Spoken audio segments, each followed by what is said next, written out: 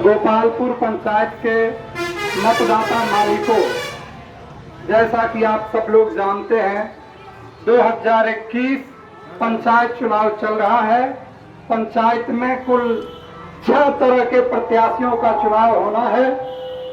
मैं शशिकांत मेहता उर्फ सतीश मेहता मुखिया पद के लिए अपनी उम्मीदवारी देकर घर घर लोगों से अपने विचार व्यक्त करते हुए आपसे अनुरोध किया हूं कि आप अपना बेशकीमती वोट बैगन छाप क्रमांक संख्या 6 पर दें।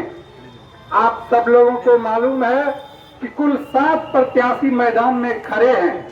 आप उन 6 के बारे में बहुत ज्यादा जानते होंगे।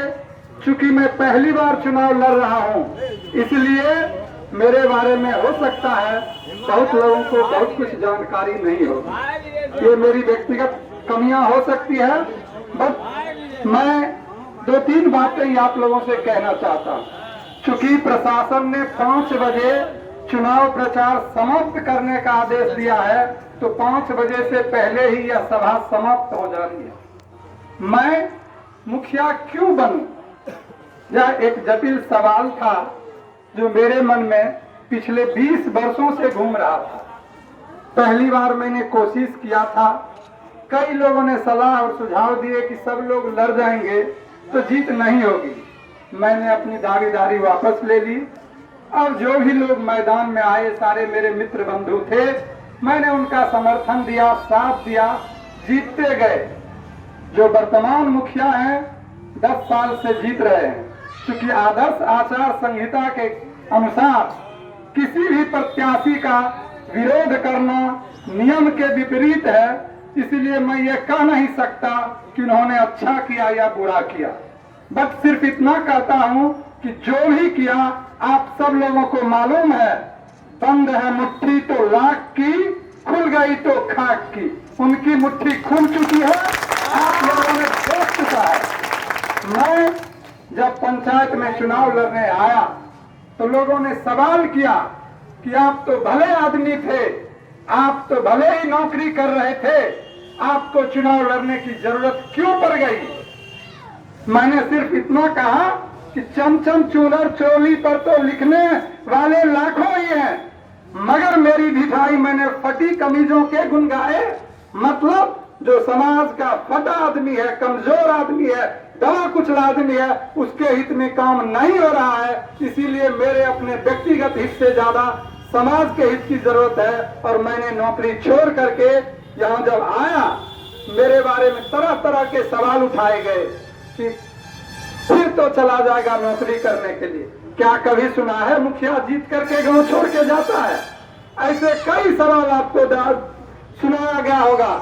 मैं किसी सवाल का जवाब नहीं देता हूँ, सिर्फ इतना कहता हूँ, मैं चुप रहा, कुछ ना कहा तो कहने को क्या बाकी रहा।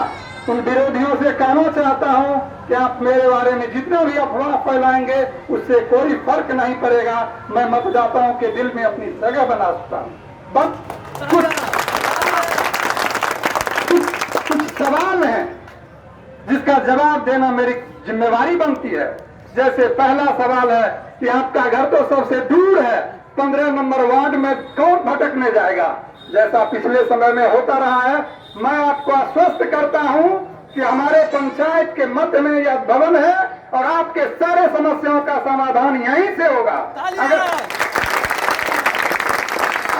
अगर यह बिल्डिंग काम नहीं करेगी या काम करने लायक नहीं है, तो अगर जीत गया तो अगले दिन यही टेंट लगेगा और उसी टेंट से जब तक भवन बन नहीं जाएगा, आपके हर समस्याओं का हम यहां से बैठ के समाधान करेंगे।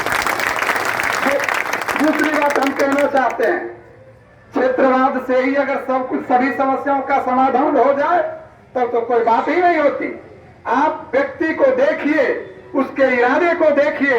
मैं सोशल वर्कर था, मैं शिक्षा और साक्षरता के लिए काम करता था, तो लोगों के बीच कहा करता था कि मैं इल्म की सम्मा को हर दिल में जला दूंगा, इस दौरे जहालत को दुनिया से मिटा दूंगा। पूछेगा कोई हमसे क्या बात है पढ़ने में, इस दौरे तरक्की का राज हम बता देंगे। और सब लोगों से कहना चाहते हैं कि हमने शिक्षा और साक्षरता के लिए काम किया है, इसीलिए मेरी पहली जिम्मेवारी है कि हर बच्चा हर परिवार का लोग पढ़ लिख जाए। आपको तुरंत लाभ चाहिए, धान की खेती कर लीजिए, 3 महीनों में काट के चावल चूरा हो जाएगा। अगर आपको 10-5 साल का फायदा चाहिए, पेड़ पौधा लगा दीजिए, फल और टहनी मिल जाएगी। मगर आपको सदियों का लाभ चाहिए तो अपने बच्चे को पढ़ाइए लिखाइए, हमारी जिम्मेवारी होगी। अगर मैं जीत गया तो पैसे के अभाव में किसी का बच्चा पढ़ने से रुक नहीं सकता है। इसके लिए मुझे जो भी करना पड़े। दूसरी बुनियादी समस्या है स्वास्थ्य। आप सब लोग जानते हैं, इतने बड़े पंचायत में एक हॉस्पिटल भी नहीं है। आपको अगर एक सुई लगाने की जरूरत है, आपको दूसरे ब्लॉक खुदावंतपुर जाना पड़ता है। 15,000 की आबादी के लोग क्या टैक्स नहीं देते? सरकार का सब कुछ करते हैं, लेकिन मेरे लिए के स्टाफ तक नहीं है। मैं आपको आश्वस्त करता हूं, अगर मैं जीत गया तो हॉस्पिटल भी यही बनेगा, और जब तक हॉस्पिटल नहीं बनेगा स्टाफ की प्रतिनियुक्ति नहीं होगी। आपको पता है कि मैं सोशल वर्क करते हुए, मैं सामाजिक काम करते हुए स्वास्थ्य के बारे में भी बहुत कुछ रखता हूँ। 3D ड्रग, डिजीज और डॉक्टर, ये 3 समस्या है। पहले डिजीज होता है, फिर लोग डॉक्टर के पास जाते हैं, फिर उन्हें दवा की जरूरत होती है। अगर जो हमारा आयुर्वेद कहता है, हमारी जो पुरानी परंपराएं हैं, उनको भी अगर हम समृद्ध करेंगे तो हमारे समाज में जो बीमारियां हैं, पहले हम लोग गीत गा गा के सुनाते थे, हरी हरी सब्जी सबको खिलाओ, बीमारियों से दूर भगाओ। कोरोना काल ने साबित कर दिया कि जो आयुर्वेद पर निर्भर रहा, उन्हें बीमारियों ने कम परेशान किया। तो स्वास्थ्य सेवाओं में वृद्धि के साथ साथ आयुर्वेद के बढ़ावा जैसे कामों को भी हम प्राथमिकता के आधार पर लेंगे। इसी तरह हम कहना चाहते हैं, एक बहुत बड़ा मुद्दा है जो मुखिया के कार्य क्षेत्र में आता है, एक सड़क। सब लोग कहते हैं कि गोपालपुर पंचायत है, लेकिन गोपालपुर गांव में सड़क है ही नहीं। दुनिया 4 लेन, 6 लेन, 8 लेन कहां से कहां जा रही है। अब मेरे गांव के लोग पैदल भी चलने की स्थिति में नहीं हो, चाहे इसके लिए मुझे हद के पार भी क्यों न जाना पड़े, सबसे पहले इस गांव का सड़क बनेगा, उसके बाद कोई बात होगी। इसी तरह एक समस्या है जल जमाव की। आप सब लोग परेशान हैं, थोड़ा तो प्रकृति का दोष है। हाल के वर्षों में बारिश नहीं हो रही थी, लोगों ने नाले गलियों सबको बंद कर दिया। बट इस 2 साल से जो पानी की स्थिति हुई है, किसी के घर में और फसल तो हर किसी का बर्बाद हो गया। तो मेरी प्राथमिकताओं में एक यहाँ के जल जमाव के समस्या को भी खत्म करना है। मैं आपको श्योर करता हूँ, आप सब लोग मेरा साथ देंगे तो इस जल जमाव के समस्या को भी खत्म करेंगे। हम जब बात करते हैं गांव के विकास की, तो हम कहते हैं शहर में खूब रोशनी है, गांव में अंधियारा क्यों है? शहर की सड़कें चौड़ी है, गांव में गलियारा क्यों है? जो हल चलाता है उसके हिस्से टूटा छप्पर एक क्यों आता है? क्यों मेरे गांव का रामू कमरू हरिया शहर भाग जाता है? क्योंकि यहाँ रोजगार की कमी है। यहाँ जो लोग काम कर रहे हैं उन्हें उचित प्रशिक्षण नहीं मिल रहा है। तो मेरे गांव की सड़कें भी चौड़ी होगी, मेरे गांव में रोशनी का इंतजाम भी होगा। बल्ब तो लगता है, स्विच कोई नहीं लगाता। मैं आपको ये आश्वस्त करता हूँ कि सामाजिक कुरीतियों के साथ साथ राष्ट्रीय संपत्ति और संपदा के बचाव का भी काम हम अपने स्तर से करवाने की कोशिश करेंगे। इसी तरह एक काम है स्वच्छता अभियान। आप सब लोग जानते हैं, देश में बहुत बड़े पैमाने पर चल रहा है स्वच्छता अभियान का काम, मगर हमारे गांव में ये सब बातें होती नहीं है।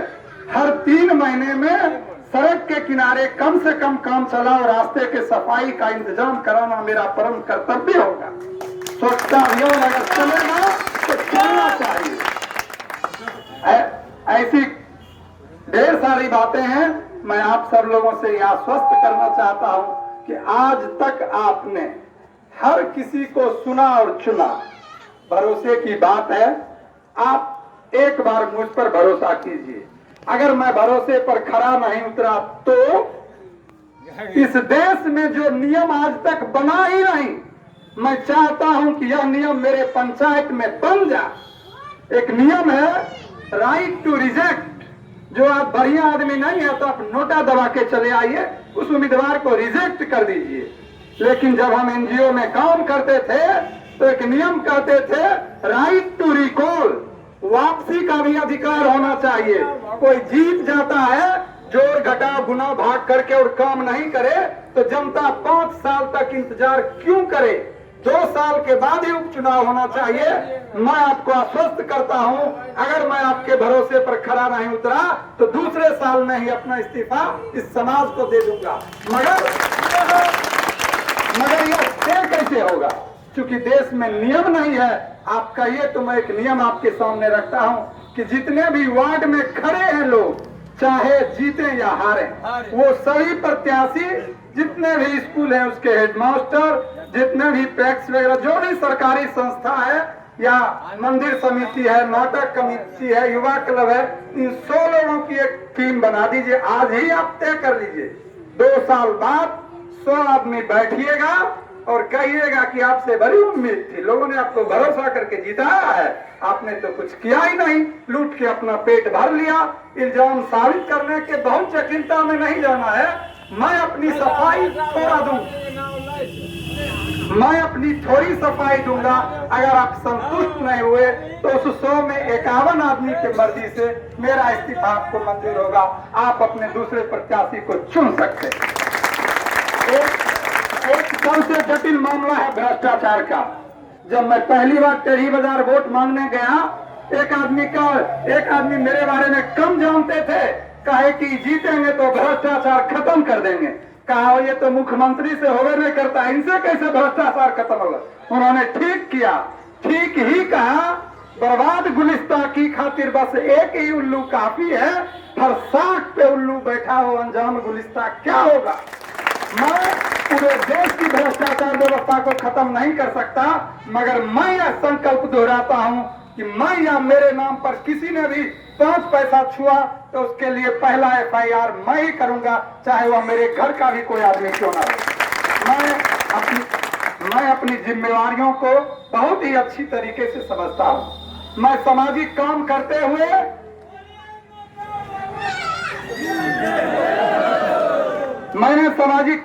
हुए केरल से कन्याकुमारी तक हर स्टेट का सफर किया है।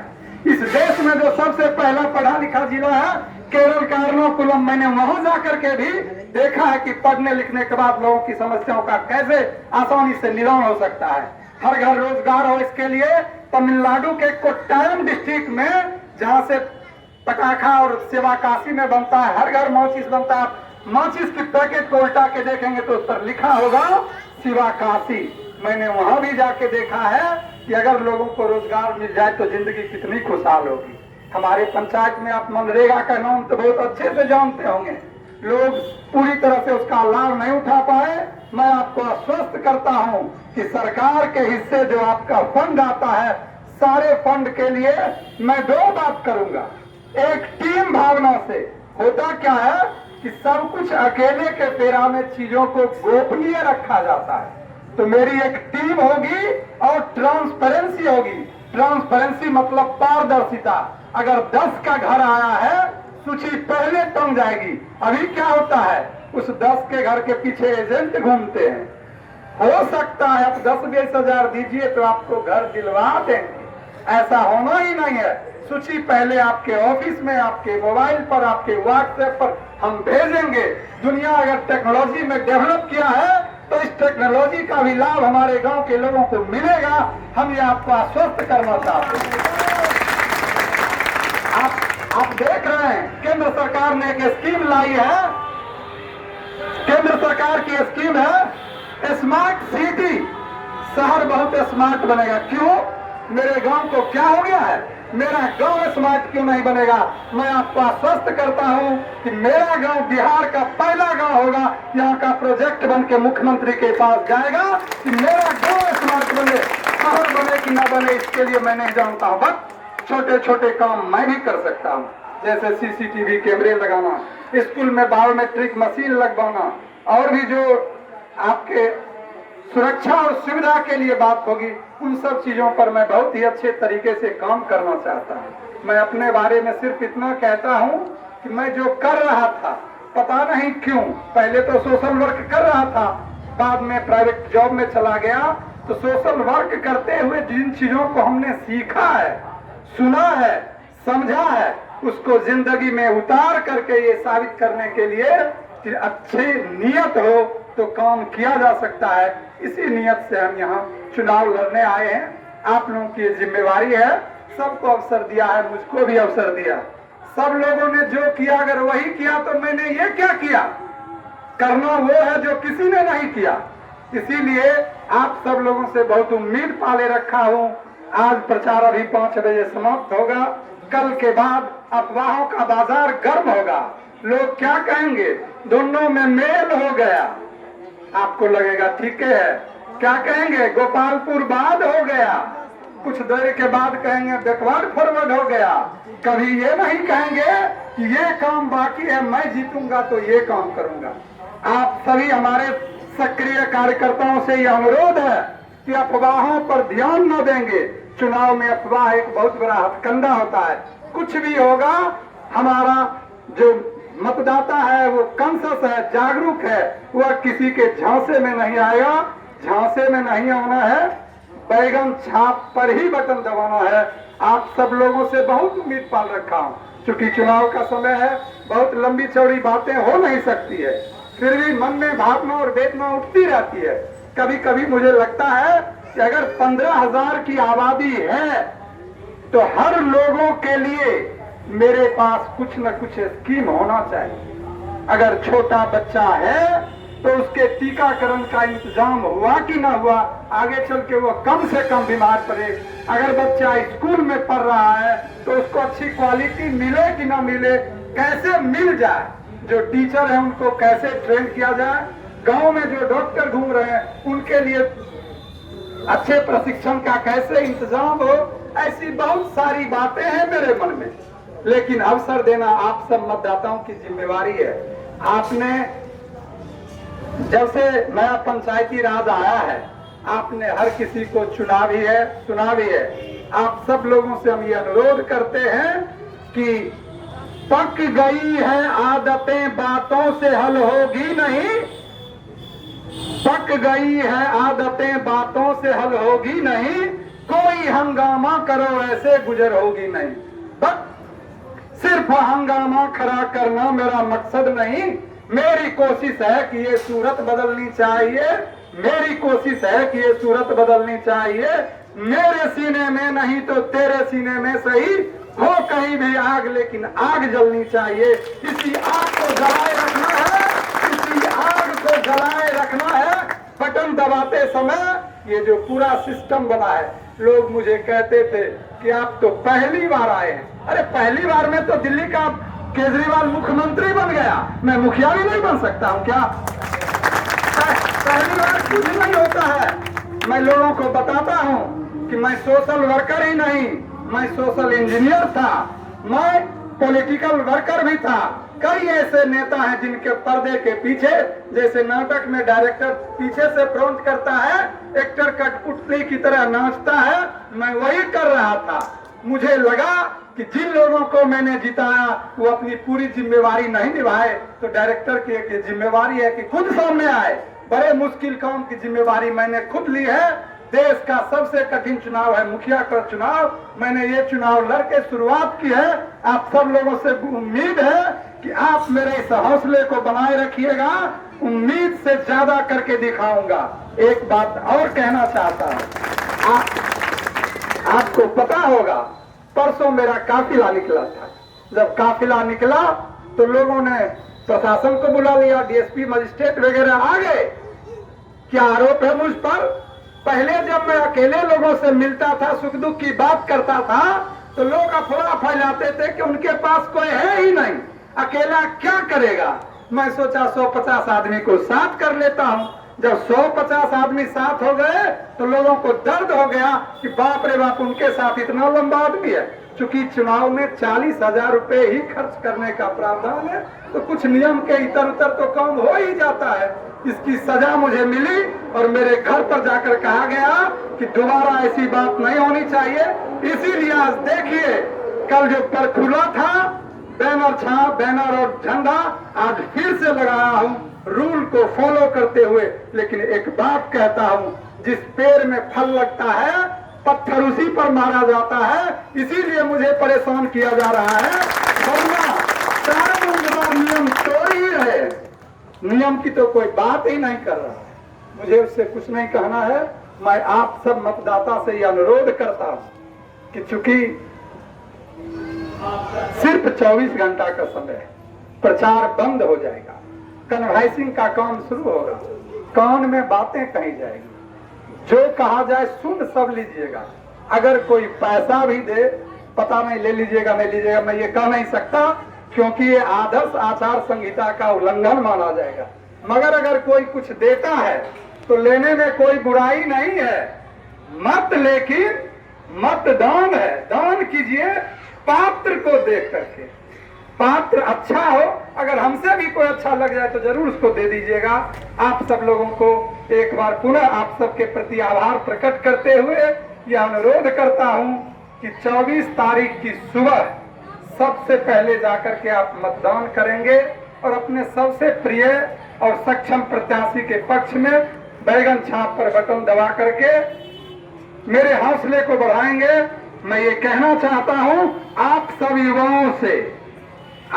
युवाओं से मैं ये कहना चाहता हूं कि यही गुनाह किए जा रहा हूं मैं, अपनी सारी हदें पार किए जा रहा हूं मैं। सत्ता से लड़ना इतना आसान तो नहीं, इसीलिए युवाओं को तैयार किए जा रहा हूं मैं, युवाओं को तैयार किए जा रहा हूं मैं। आप सब युवाओं के बल पर इस चुनाव को जीत करके विकास की गंगा बहाएंगे। आप सब लोगों का बहुत बहुत धन्यवाद।